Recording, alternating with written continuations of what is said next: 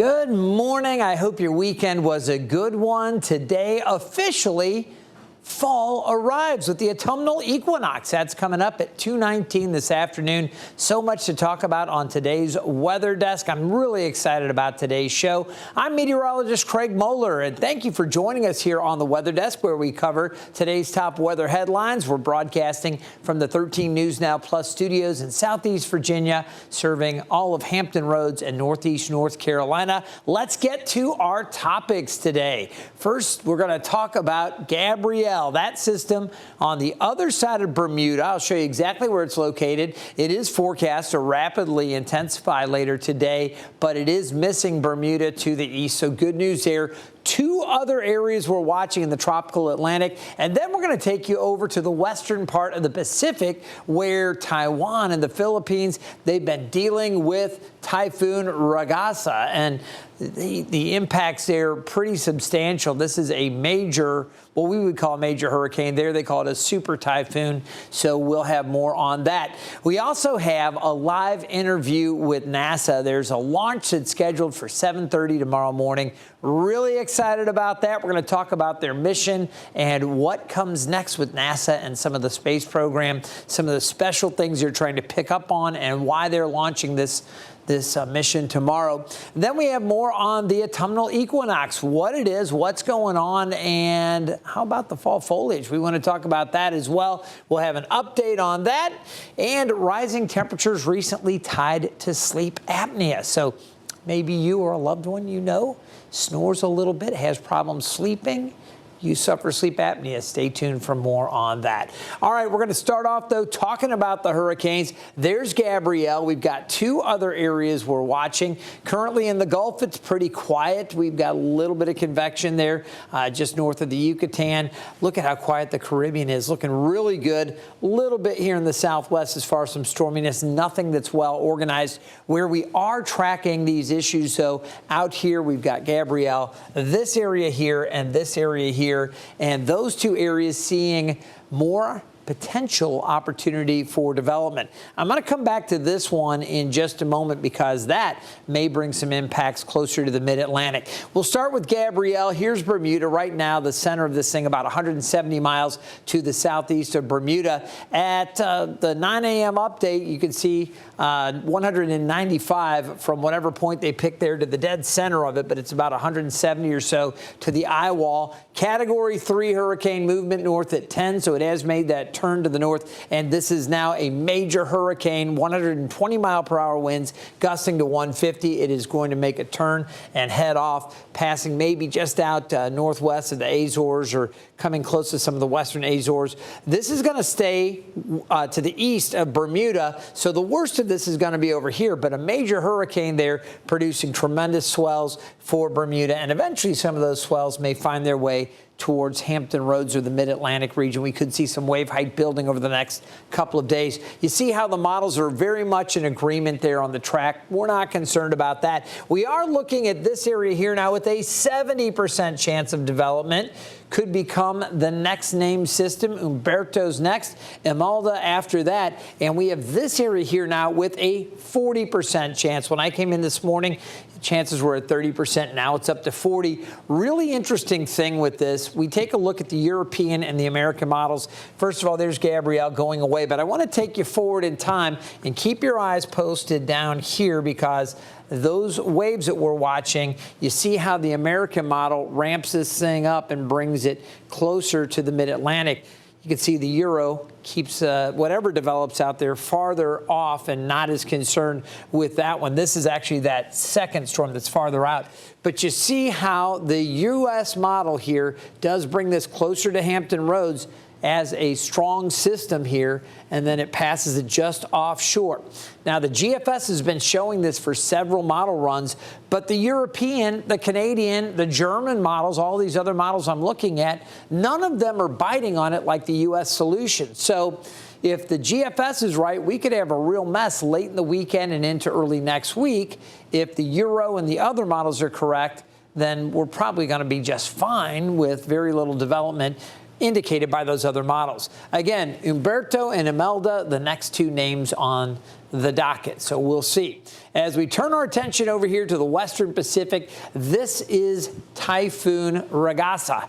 And again, coming across the islands this morning, you can see it is moving to the west. We'll take you to the Philippines and Taiwan, where they've been grappling with the impact of Typhoon Ragasa, the most powerful storm to hit the region this year. Schools are shut down, government offices, thousands of people were also evacuated from landslide and flood-prone villages. The eye of the storm is expected to pass close to the Babuyan Islands by midday before blowing towards southeastern China on Tuesday. And you can see satellite imagery showing the center of this thing, this typhoon, massive and just so powerful. Great satellite imagery there after it passed the Philippines. And again, Ragasa moving along, threatening destructive winds, heavy rain with this system. Take a look. Let's come back to me here in front of the maps, because I want to show you the track on this thing as it, again, is moving along. You can see the forecast for this, and I'll put this on, still a Category 3 hurricane or typhoon, again, in the Western Pacific. It's going to weaken a little bit as it moves towards land. It would be with maybe 80 to 90 mile per hour winds starting to interact with the land, and eventually it would wind down as it moves farther inland. So we'll continue to watch all of that and keep you updated. We wanted to share that with you. As far as severe weather goes today, we've got a level 2 threat for the Ohio River Valley across Iowa, parts of Kansas and Oklahoma, also Nebraska here around Omaha. They have this elevated threat. It's slightly elevated, but elevated for potential tornado development. Gusty winds, the main concerns for these areas, but we'll be watching for potential spin-up, isolated tornadoes, and some larger hail also possible in those areas. As far as excessive rainfall goes, you see the chances across Kansas into northern Oklahoma, and then we take a look at tomorrow's chances, southern Missouri into Arkansas, chances for rain there. Now, we're going to take you down to Florida, and let's take this map full, because I want to head over to the weather pod to talk about what's going on here. We've got, again, this potential for pretty nice weather. We're not looking at a flood threat right there, and that is good news as we take a look ahead to Tuesday. Right now, things are looking good down there as well. We're going to have a special interview now, if my producer lets me know that our Dr. Nikki Fox is ready to talk to us about what's going on in outer space with solar activity. So if Dr. Nikki Fox can join us, I'd love to talk to you about a big launch tomorrow from Cape Canaveral. You can see Space Coast looking like the weather's good. Certainly today, we'll keep our fingers crossed for the launch. Why don't you talk to us about this mission and what we're going to learn? Oh, I'm delighted to. So we're actually launching 3 missions, and they're all on the same rocket. They're kind of the very cool trio. They're going to go out to a region about 1 million miles away from the Earth towards the sun. They're going to hang out there. It's a very stable. It's where the Earth and the sun's gravity cancel out. So it's a very cool place to like hang out. One of the missions, IMAP, the Interstellar Mapping and Acceleration Probe, is going to look and sense everything coming from the sun, telling us what to expect for space weather. And then also telling us about the faraway boundary that protects us from interstellar space, so it protects the whole solar system. The Carruthers Geocorona Observatory will be telling us about the very edge of Earth's atmosphere, where we sort of go from Earth's atmosphere to deep space, and that is going to be telling us how that region responds to what is coming from the sun. It's the first time we've really had a mission that can do that. And then the third mission, we're very honored to be launching the NOAA Space Weather Follow-On L1 mission, and that is going to be providing real-time space weather forecasting for the nation. That's incredible. Now, you mentioned about this kind of protective area. Can you explain and just kind of break it down for our viewers how the sun creates kind of this massive protective bubble and why it's so critical as we consider space exploration and life on Earth? Absolutely. So, the big thing we're excited about, by the way, with IMAP is providing all of the space weather data for our astronauts on Artemis 2 and 3. So we're really honored to be doing that. But the sun's atmosphere, so during a total solar eclipse, you see that beautiful halo that is around the sun. That is the sun's atmosphere, and it's extended away from the sun. beyond what the eye can see, that atmosphere actually keeps going. It keeps accelerating, and it goes out. It bathes all of the planets in the solar system, and it sort of creates, like, it almost inflates like a bubble around the solar system that protects us from interstellar space. And there's a lot of radiation that comes from interstellar space. Sometimes it actually does reach us at the galactic cosmic rays. But this boundary that sort of holds off all of this radiation is really important to us. We call it the interstellar boundary, or the heliospheric boundary, because we think of our solar system engulfed in a heliosphere, because the sun's atmosphere is sort of protecting us. And so IMAP will provide measurements, and it actually will map the entire heliospheric boundary every 6 months. So telling us how it is protecting us by orders of magnitude from dangerous radiation from interstellar space. That's just fascinating to me. You know, so many times we talk about solar storms and solar activity, and we think about negative impacts here, you know, in terms of disruptions with communications or some of the other things that we deal with. We've been caught up in a pretty active solar cycle, and this activity comes kind of in waves. How important is this to understand what's happening with the sun and to really understand the solar storms and everything else when you consider missions like Artemis, and even beyond that as we consider maybe venturing to Mars? They couldn't be more important. As I said, we'll be providing the space weather. We call it the Moon to Mars office, because obviously we will start with sending our astronauts to the moon, and then we very much have our eyes on Mars.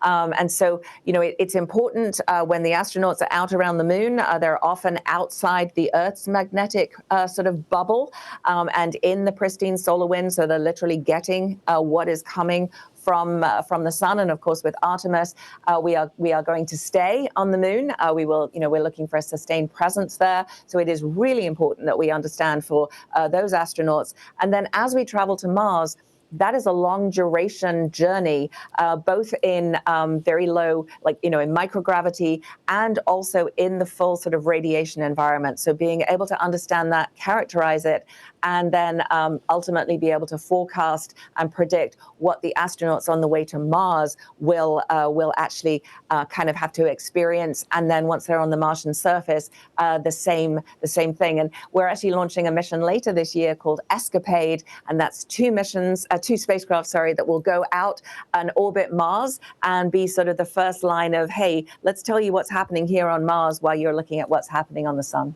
That is just unbelievable. Now, I got to ask you personally, okay, Dr. Fox, how long have you been involved with the design and the implement of what's going to be happening, launching with this mission tomorrow? And what are you most passionate about?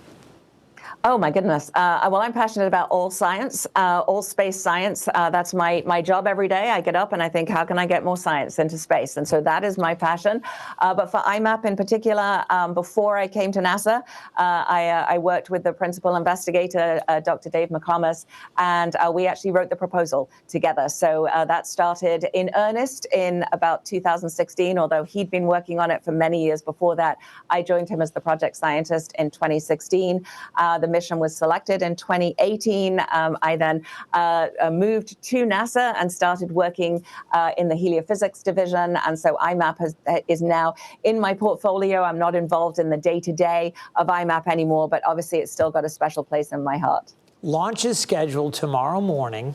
All right. Is this going to be a sleepless night for you? Do you go to bed just, no worries, I'm so confident everything's good? Or is this one where you're like getting the butterflies already and starting to feel the excitement? How are you feeling about all of this?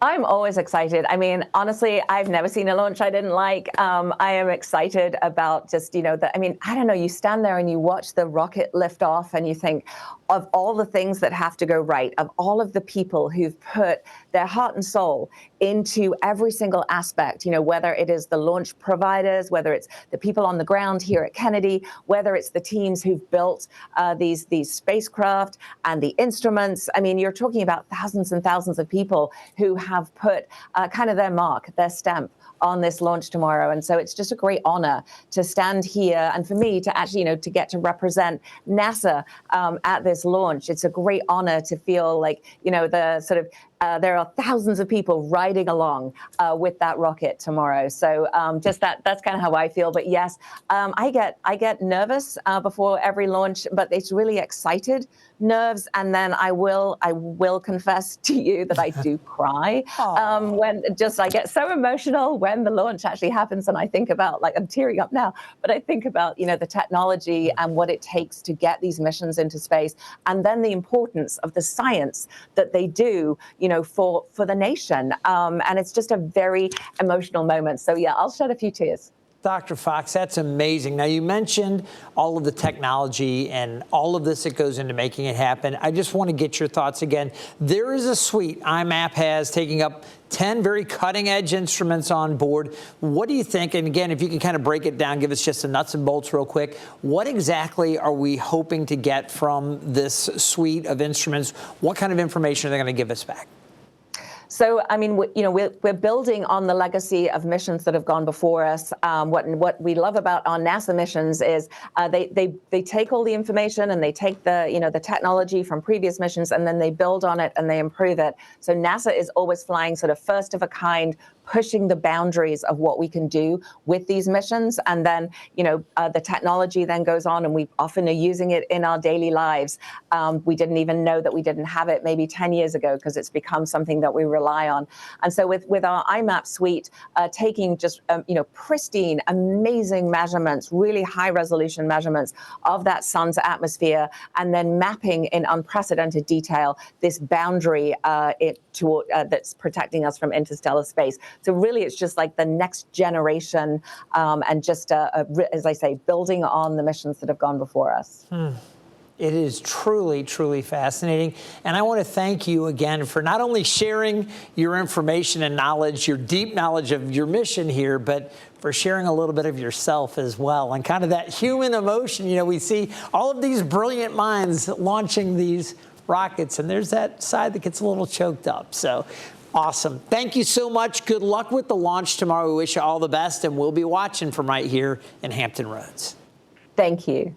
All right. That was Dr. Nikki Fox, again, with NASA. Love those interviews, and the work they're doing there, truly amazing. All right. Well, we're going to take a short break. When we come back, after 2 minutes, if you can stick around, we're going to talk about warmer temperatures and sleep apnea, and we've got some fall foliage to update you on, where the colors are coming in, and how some areas are being impacted. Stay tuned after the break.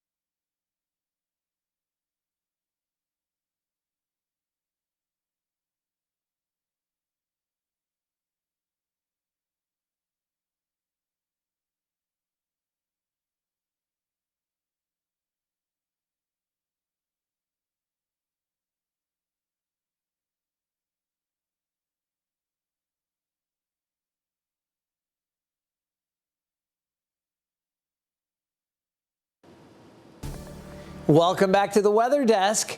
All right, we're going to talk about obstructive sleep apnea, or OSA for short. It's a condition where breathing repeatedly stops and starts during sleep due to blocked airways. New research suggests that rising temperatures can make it worse. Melissa Adan explains. Climate change may be making episodes of obstructive sleep apnea, or OSA, more common and harder to treat, according to a new Nature Communications study. Hotter weather significantly increases the risk of this sleep issue by as much as 45%, and even more if you're a male or overweight. Common signs of sleep apnea are loud snoring, daytime tiredness, falling asleep during conversations, or quiet activity. If your partner repeatedly has to give you a shake to quiet your snoring, consider a visit to the doctor to get it checked out. The majority of people with OSA don't know they have it and are untreated. It's crucial to understand that OSA is more than an inconvenient sleep disturbance. It can interfere with your health, your work, and your quality of life. With this Medical Minute, I'm Melissa Adan. All right, we're going to talk to you about day and night getting equal time today as the autumnal equinox arrives. It marks the start of fall in the northern hemisphere and spring in the south. Equinoxes are the only times both poles receive sunlight at once. From harvest festivals in Europe to ancient shadow displays, the event has been celebrated for centuries. Let's take a look at what's going on with the autumnal equinox. And again, due to the tilt of the Earth and the Earth going around the sun, depending on where the Earth is in its orbit around the sun, we have the direct light from the sun, those direct rays falling on different parts of the Earth in the northern hemisphere and the southern hemisphere. Well, today at 2:19, this is when the start of fall occurs, and that's because the most direct rays from the sun will cross from the northern hemisphere across the equator and down to the southern hemisphere. So again, equinox is Latin for equal nights, okay? And we do have that sunlight directly crossing over the equator. So for the next 2 seasons, it'll be focused, the most direct rays on the southern part, the southern hemisphere. And at our winter solstice, we will see those direct rays all the way down to the Tropic of Capricorn, and then they'll start to move back up. So that's what the autumnal equinox is and what marks today, again, the beginning of fall. Now, with fall comes fall foliage, and we're going to take a look at the map and where the colors are really coming in. But before we get to that, I want to talk to you about 2 New England towns that are actually blocking roads to prevent tourists from taking over during the leaf peeping season. ABC's Rihanna Nally has the details. We got so lucky with the weather. They're the scenes taking over social media, as colorful as the leaves themselves. And the fall foliage was seriously stunning. The most wonderful time of the year is nearly here, leaf peeping season. You can't come up here and not fall in love with it. Local officials trying to keep the magic from turning to chaos, as it has in recent years, thanks in large part to social media. Influencers flooding a narrow stretch of road for the perfect post. Now the towns of Pomfret and Woodstock are cracking down, closing a nearly 5-mile roadway to tourist traffic when peak fall foliage arrives between October 4th and 19th. Walking this road, it's easy to see why thousands of people flood this area every fall. You'll see some of the most breathtaking views of fall foliage in the country. Well, now officials are closing this road because of visitors behaving badly. One of the things that sticks out the most to me is that we had a tour bus travel up Cloudland Road. You know, we had issues with somebody swimming in somebody's pond in their yard. We've had people knocking on people's doors, walking around their property looking for the restroom facilities. It's something they did last year, too. Law enforcement says for the residents, safety comes first. The idea that you couldn't even get an ambulance or a fire truck through the road because you had people parked on both sides, walking up and down the road, blocking traffic. Vermont is an extremely popular destination, welcoming an estimated 2.5 million visitors last autumn alone. Officials say they still want tourists to come, but to follow the rules. I think it's like the golden rule. Do what you want people to do to you. Again, everyone we spoke with wants people to visit. They want people to come and enjoy the beauty here. They know it helps the economy, but they want everyone to stay safe and happy, and that includes the tourists and the locals. In Woodstock, Vermont, Rhiannon Alley, ABC News. All right, Rhiannon, appreciate that update. You know, never really thought about it. You always think about, oh my gosh, New England in the fall and getting up and seeing those colors. But some of those smaller towns can get overwhelmed. Let's take a look at the latest fall foliage, where the color's starting to come in. We've got low color in all these areas, shaded in yellow. This includes parts of New Jersey, much of northern Pennsylvania, good chunk of New York State, Massachusetts, Connecticut, even northern Rhode Island. And then once you get up into New Hampshire and Vermont, a lot more color there. It's moderate to high in a few areas. We're starting to see some pops of high color. So we're really just getting started up there. Of course, the color will peak, as we just mentioned, for these areas in the next few weeks. But we're starting to see a little more color up that way. For our area here along the Blue Ridge, we're starting to get a little bit of color, some low color up that way. Once you get into West Virginia, moderate color starting to come in on some of the highest elevations. And we've got some gorgeous fall foliage right here from the Blue Ridge and even parts of central Virginia. It takes a while for us to get our color in here. We're actually looking late October, really into early November before Hampton Roads sees its peak a lot of times. But we will see, and of course we will keep you updated with the latest fall foliage reports coming in.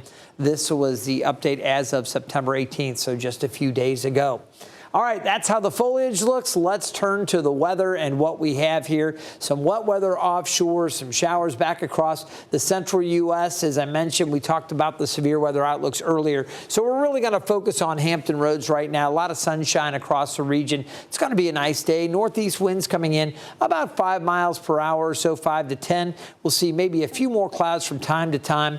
As we take a look here later and overnight into tomorrow, we get a little bit more of a southerly flow. That's going to drive temperatures into the upper 70s by noon tomorrow, low to mid 80s for highs tomorrow. It gets even warmer on Wednesday and Thursday. Check out the sunshine with our sky view from the Thompson Creek Window Company. That's the Elizabeth River there, looking from Nauticus back over towards the marine terminals in Portsmouth. 70 degrees, northeast winds 8 miles per hour. We do have a small craft advisory out on the waters east of Virginia Beach, lower part of the bay. Things are looking great right now. Water temperatures in the low 70s. As we take a look at the forecast highs, you can see low to mid 70s near the coast, upper 70s to low 80s farther inland. Tonight's low is going to fall to about 63 degrees, mainly clear, very pleasant. Tomorrow, 82, mostly sunny. It gets warmer after that, up to 84 by Wednesday and staying there on Thursday. We do have the chances for isolated showers on Thursday into Friday and Saturday, depending on what happens with the tropics. We have a front coming through that is likely to trigger some unsettled weather for the weekend, but we could get some enhanced rain and maybe some more wind if the GFS model, if that U.S. model is correct. If the Euro or if the, let's say the German, the Icon or the Canadian models are correct, we would be in better shape. There's a potential it could be breezy on Sunday. We'll be watching because if the GFS, if the models start to trend more towards that model solution, will bump up the chances for rain there on Sunday. And eventually we're going to see, again, maybe some more wind depending on how things play out. As I mentioned, several of the models saying, hey, not going to happen. Don't worry about it. So it's not a sure thing. This is a situation that we're going to want to monitor over the coming days. Let me remind you a couple of things. First of all, you can always take the forecast with you on the go. Download the 13 News Now mobile app. Scan that QR code right there on your screen. You'll have access to the radars, to weather, traffic, and news updates all across Hampton Roads. But those radars that we have tied to our app, you can check out the radar anywhere across the country. So you definitely want to take that, whether you're watching us here in Hampton Roads or Northeast North Carolina. If you're following us online or maybe on YouTube, you can have access to all of our forecast information right there and apply that radar wherever you're watching from right now. The other thing I want to mention, Hurricane Hub Live. If you can check that out, that's weeknights right here on 13 News Now Plus. Chief Meteorologist Tim Panday just takes a deeper dive into the tropics and everything going on there. It's incredible, the stories that he breaks down. He talks about all the different elements coming in. It is a show focused solely on the tropics, and we run it through the hurricane season each and every day at 8 o'clock. So there you go. That's not just Monday through Friday. We do the weather desk every Monday through Friday here at 9 o'clock, but Hurricane Hub Live, they do it on the weekends as well. When Tim is not working, Hunter Forst has you covered over the weekends. All right, I hope you enjoyed this edition of the Weather Desk. Certainly enjoyed bringing it to you. Remember, we'll be back here tomorrow morning, 9 o'clock, with more of these top weather headlines. Until next time, take it easy.